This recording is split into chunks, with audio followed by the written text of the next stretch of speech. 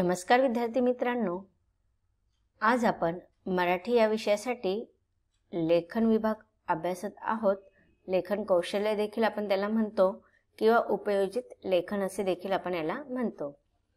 तर लेखन कौशल्याचा आजचा आपला घटक आहे कथालेखन। कथालेखन या घटकाचा हा सेशन क्रमांक पहिला आहे। विद्यार्थ्यांचा आवडता विषय म्हणजेच कथालेखन। सगळ्यांना गोष्ट लिहायला फार आवडते, गोष्ट ऐकायला फार आवडते, गोष्ट सांगायला फार आवडते। त्याच पद्धतीने तुम्हाला पाठ्यक्रमामध्ये गोष्ट लिहिण्यासाठी एक प्रश्न विचारला जातो, त्यालाच आपण कथालेखन असे म्हणतो। आता कथा ही काय आपल्यासाठी नवीन गोष्ट नाहीये। आपण नेहमी लहानपणापासून कथा ऐकतो, गोष्टी ऐकतो आणि आपण सांगतो पण आता तुम्हाला ते लिहायचे कसे याचा सविस्तर अभ्यास आपण या सेशनमध्ये करणार आहोत। तर कथा म्हणजे काय? एखाद्या काल्पनिक व वास्तविक प्रसंगाला रोचक, मनोरंजनात्मक पद्धतीने प्रस्तुत केलेल्या वर्णनालाच आपण कथा असे म्हणतो। कथेची ही भाषा साधी, सरळ पण मनोरंजकपूर्ण असायला हवी। कथा सांगणे ही एक कला आहे। साधी, सोपी, सरळ आणि मनोरंजक भाषा कथेला परिणामकारक बनवते। एकमेकामागोमाग एक येणाऱ्या वाक्याला किंवा वाक्यातून कथेला गती प्राप्त होत असते। कथेचे अनेक प्रकार असतात। अद्भुत कथा, रहस्य कथा, विज्ञान कथा, ऐतिहासिक कथा, पंचतंत्रातील कथा, ईसापनीतीच्या कथा असे कथांचे प्रकार सांगता येतील।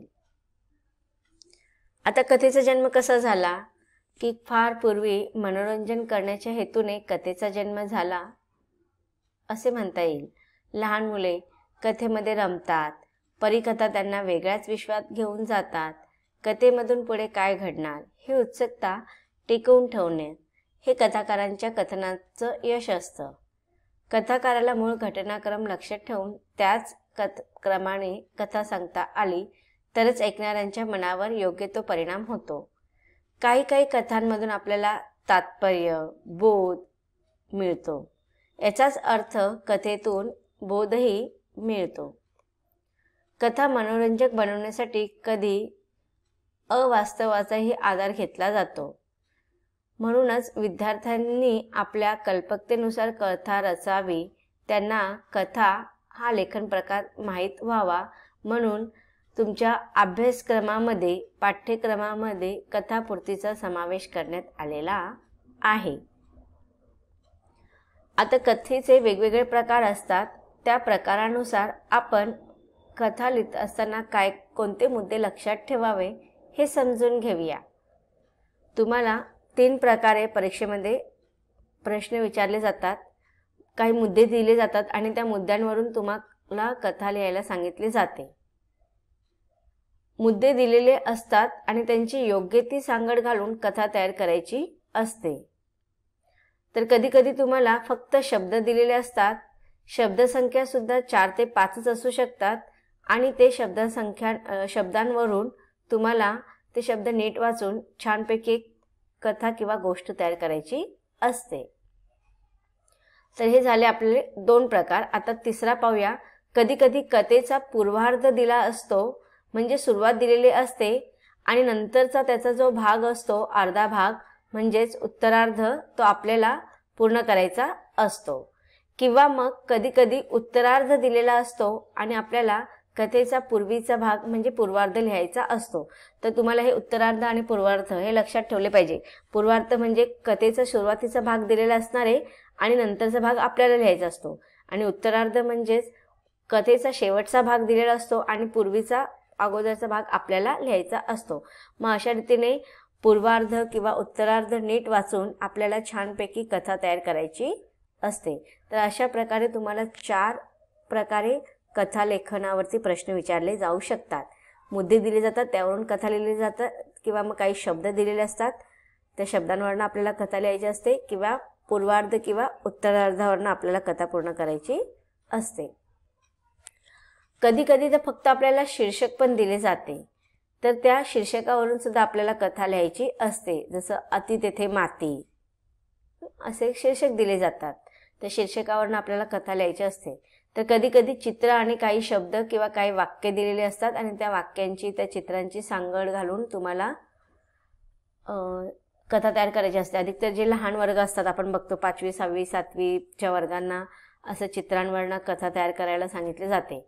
आणि मोठ्या वर्गांना तुम्हाला शीर्षक किंवा मुद्दे देऊन तुम्हाला कथा तयार करायला सांगितले जाते. मोठे वर्ग म्हणजे 7वी 8वी 9वी 10वीच्या मुलांना अधिकतर मुद्द्यांवरनं कथा लिहायला सांगितले जाते आणि लहान वर्गातील मुलांना चित्रांवरून कथा तयार करायला सांगितले जाते. की चित्र दिलेली असतात, अर्धी कथा झालेली असते आणि ती पूर्ण आपल्याला करायला सांगतात. कधी कधी चित्र आणि काही शब्द किंवा काही वाक्य यांची सांगड घालून दिलेली असते, फक्त त्यावरून आपल्याला कथा पूर्ण करायची असते. अशा प्रकारे वेगवेगळ्या पद्धतीने आपल्याला कथालेखन हा प्रकार विचारला जाऊ शकतो. ते सर्व नीट लक्षात घेऊन आकर्षक पद्धतीने ही कृती आपल्याला सोडवायची असते. कृती म्हणजेच प्रश्न. आता कथालेखन करताना कोणत्या कोणत्या गोष्टी लक्षात ठेवायच्या असतात ते आता आपण पाहूया. सुरुवातीला आपण जर तुम्हाला मुद्दे दिले असतील तर मुद्दे समजून घ्यायचे आहेत. फक्त मुद्दे दिलेले आहेत त्या रिकाम्या जागा भरल्यासारखं लिहायचे नाहीत. मुद्दे पाहायचे आहेत, त्या मुद्द्यावरनं आपल्याला गोष्ट कल्पना करून ठेवायची आहे. 2 मिनटं विचार करायचा, 2-3 सेकंद घ्यायचे, तुम्ही 2 मिनटं घेऊ शकता. विचार करायचे आहेत. त्या गोष्टीचा विचार केल्यानंतर त्या गोष्टीचं एक शीर्षक तयार करायचं आपल्याला. गोष्टीमध्ये शीर्षक अत्यंत महत्त्वाचं असतं. शीर्षक तुम्हाला द्यायला सांगितलं जातं. तुम्हाला शीर्षक गोष्ट तयार करताना लिहायचं असतं, त्याला मार्क असतात. मग शीर्षकावरून कथेचा विषयाची कल्पना यायला हवी. शीर्षक कसे असावं की अगदी संक्षिप्त असावं, 3-4 शब्दाच्या आतच शीर्षक असावे, जास्त लांबलचक शीर्षक नसावे. आणि शीर्षक त्या पूर्ण कथेचा सार असला पाहिजे. त्या कथेचा आशय आपल्याला त्या शीर्षकावरून सांगता आला पाहिजे. शीर्षकावरून कथेच्या विषयाची कल्पना यायला हवी. कथा ही नेहमी भूतकाळातच लिहावी. लक्षात ठेवायचं आहे की कथा नेहमी भूतकाळामध्ये लिहिली गेलेली असली पाहिजे. कथेत ज्या घटना आपण लिहितो त्याचा योग्य क्रम ठेवला पाहिजे. की बघा, तुम्हाला मुद्दे दिलेले असतात, त्या मुद्द्यानुसार तुम्हाला घटनेचा क्रम व्यवस्थित लावता आला पाहिजे. कथेत जी पात्र असतात त्यांच्या तोंडी जर संवाद येत असतील तर ते संवाद त्या पात्राप्रमाणे असावे. आता बघा, कथा सुरुवात करताना कथेमध्ये नावं देणं हे अत्यंत महत्त्वाची गोष्ट असते. कथेमध्ये पात्र असतात, त्या पात्रांना तुम्हाला नावं देता आली पाहिजे. जर समजा कथेमध्ये 2 पात्र असतील, 3 पात्र असतील, त्यांना नावं द्या. रामू, शामू, राजू अशी नावं द्यायची आहेत. त्यानंतर कथांमध्ये ज्या पात्रांद्वारे संवाद होणार आहेत ते संवाद त्या पात्रांप्रमाणेच असले पाहिजे. जर पात्र लहान असतील तर त्यांचे संवाद लहान मुलांसारखे असले पाहिजे. पात्र मोठे असतील तर त्यांचे संवाद मोठ्या माणसांप्रमाणे असले पाहिजे. त्यानंतर कथा लिहिताना तुम्ही शहराची नावं देऊ शकतात, स्थळाची नावं देऊ शकतात, गावाची नावं देऊ शकतात. की रामपूर गावामध्ये श्याम नावाचा मुलगा राहत होता, कोणे एकेकाळी असं झालं. हे भूतकाळामध्ये लिहायचे. पात्रांना नावं द्यायची आहेत. तुम्ही गावाची नावं टाकू शकतात. अशा प्रकारे संवाद महत्त्वाचे आहेत आणि पात्रानुसारच तुम्हाला संवाद लिहिता आले पाहिजे. कथेत वातावरणाची योग्य निर्मिती झाली पाहिजे. बघा, आता जेव्हा आपण कथा लिहितो त्या कथामध्ये वाचणाऱ्या मानवाच्या किंवा वाचकाच्या भावनाशी जुळतील असे वातावरण निर्माण झाले पाहिजे. जर कथा गावातील असेल, लहान मुलांच्या संदर्भात असेल तर तसं वातावरण निर्माण झालं पाहिजे. कथा शहरातील असेल किंवा जंगलातील प्राण्यांची असेल तर तसं भावविश्व निर्माण झालं पाहिजे. म्हणजेच कथेमध्ये वातावरणाची योग्य निर्मिती होणे अत्यंत आवश्यक आहे. कथा योग्य प्रमाणे पुढे सरकेल त्या बेताने 3 ते 4 परिच्छेदात पाडावे. जास्त कथा लांबलचक नसावी. जास्तीत जास्त 4 किंवा 5च परिच्छेदामध्ये कथा समाप्ती करावी. कथा लेखनाची शब्दसंख्या तुम्हाला परीक्षेमध्ये दिलेली असेल, जर परीक्षेमध्ये तुम्हाला 80-90 शब्द एवढेच असेल तर त्या पद्धतीनेच लिहायचे आहेत. तुम्हाला शब्दांची मर्यादा सांगितलेली असणार, त्या शब्दाच्या मर्यादेनुसार तुम्हाला कथा तयार करायची आहे. जेव्हा कथेचा पूर्वार्ध किंवा उत्तरार्ध देतात तेव्हा प्रश्नपत्रिकेतील तो भाग उत्तरपत्रिकेमध्ये लिहायचा नसतो. जेवढी कृती त्यांनी आपल्याला विचारली आहे तेवढीच आपण उत्तरपत्रिकेमध्ये लिहायची असते. बघा, जर तुम्हाला प्रश्नपत्रिकेमध्ये पूर्वार्ध दिलेला असेल आणि तुम्हाला उत्तरार्ध लिहायचा आहे तर पूर्वार्ध लिहायची गरज नाही. डायरेक्ट तुम्ही पूर्वार्धाच्या नंतरची गोष्ट लिहायला सुरुवात करायची आहे. आणि जर तुम्हाला कथेमध्ये उत्तरार्ध दिलेला आहे तर तुम्हाला पूर्वार्ध लिहायचा आहे, उत्तरार्ध लिहायची गरज नाहीये. शक्यतो कथेला तात्पर्य लिहावे. सगळ्यात महत्त्वाची गोष्ट, प्रत्येक कथेतून आपल्याला काही ना काही संदेश, काही ना काही बोध मिळत असतो. त्यामुळे कथा संपल्यानंतर आपल्याला तात्पर्य लिहायचंच आहे. तर अशा रीतीने 2 गोष्टी आपल्याला लक्षात ठेवायचे. कथेला शीर्षक देणे अत्यंत महत्त्वाचं आहे. कथेला शीर्षक सुरुवातीलाच द्यायचं आहे आणि तात्पर्य कथा संपल्यानंतर द्यायचे आहेत. ह्या 2 गोष्टी अत्यंत महत्त्वाच्या लक्षात ठेवायच्या आहेत. शीर्षक सुरुवातीला, तात्पर्य बोध कथा संपल्यानंतर. ह्या 2 गोष्टी तुम्हाला द्यायच्या आहेत. याला मार्क असतात. आता आपण एक गोष्टीचा आराखडा तयार करणार आहोत. मुद्द्याच्या आधारे गोष्ट तयार करायची आहे. तुम्हाला इथे काही मुद्दे दिलेले आहेत. संध्याकाळची वेळ, खूप गर्दी, श्रीमंतांचे पैशाचे पाकिट पडणे, गरीब विद्यार्थी, पाकिट हेडमास्तरांकडे देणे, श्रीमंतांचे शाळेत येणे आणि प्रामाणिकतेचे फळ. तर आता बघा विद्यार्थी मित्रांनो, जेव्हा तुम्ही मुद्दे वाचतात तर अधिकतर मुलं काय करतात, आता इथे तुम्हाला मध्ये मध्ये मुद्द्यांच्या मध्ये एक रेष दिलेली आहे. तर मुलं काय करतात, जसं आपण रिकाम्या जागा भरतो तसं ते रिकाम्या जागा भरतात, 1-2 वाक्य तयार करतात आणि झाले त्यांची कथा. तर तुम्हाला जर 5 मार्काला, 4 मार्काला, 6 मार्काला कथा विचारली जात असेल तर तुम्हाला 6 मार्कासाठी, 4 मार्कासाठी फक्त 1-2 ओळीमध्ये तुम्ही ते रिकाम्या जागा भरल्यासारखं जर परिचय दिला तर तुम्हाला तिथे मार्क मिळणार नाही. संध्याकाळची वेळ होती, तिथे खूप गर्दी जमली होती, तेवढा तिथे एक श्रीमंत माणूस आला, त्याचे पैशाचे पाकिट पडले, ते गरीब विद्यार्थ्याला सापडले, गरीब विद्यार्थ्याने पाकिट हेडमास्तराकडे नेऊन दिले, हेडमास्तरांनी श्रीमंताला शाळेत बोलवले आणि अशा रीतीने त्या मुलाला, गरीब मुलाला श्रीमंतीचे प्रामाणिकतेपणाचे फळ मिळाले, झाली गोष्ट. तर नाही, गोष्टी आता तुम्हाला लिहित असताना आराखडा तयार करायचा आहे. 2 मिनिटांमध्ये तुम्ही थोडे विचार करा. या गोष्टीमध्ये तुम्ही पात्र तयार करा, पात्रांना नावं द्या, शहराची नावं टाका, शाळेचं नाव द्या, संवाद तयार करा पात्रांमध्ये. 3-4 परिच्छेदामध्ये तुम्ही ही गोष्ट तयार करायची आहे. त्यानंतर ह्या गोष्टीला आपल्याला शीर्षक द्यायचं आहे. आता बघा, शेवटी प्रामाणिकतेचं फळ आपल्याला मुद्द्यामध्ये सांगितलेलं आहे. म्हणजे हे कशाबद्दल आहे, प्रामाणिकतेबद्दल आहे. म्हणजे तुम्ही शीर्षक मिळालेलं आहे की प्रामाणिकतेचे फळ. त्याप्रमाणे ह्या गोष्टीतून आपल्याला काय शिकायला मिळालं, काय बोध मिळाला आहे, तो शेवटी लिहायचा आहे. तर आता आपण थोडा विचार करूया आणि गोष्ट तयार करूया. शीर्षक आपण अगोदरच लिहायचं आहे. गोष्टीचं शीर्षक मी दिलेलं आहे, प्रामाणिकपणाचे फळ. गोष्टीचं शीर्षक अगदी वरती मध्यभागी लिहायचं आहे. आता आपण गोष्टीला सुरुवात करूया. संध्याकाळची वेळ होती. मुंबईसारख्या गजबजलेल्या शहरात वाहनांची, माणसांची खूप गर्दी होती. अशाच एका संध्याकाळी एक श्रीमंत उद्योगपती घरी निघाला होता. माणसे वाहनांना चुकवीत तो आपल्या मोटारीजवळ आला. गडबडीत त्याचे पैशाचे पाकिट खाली पडले.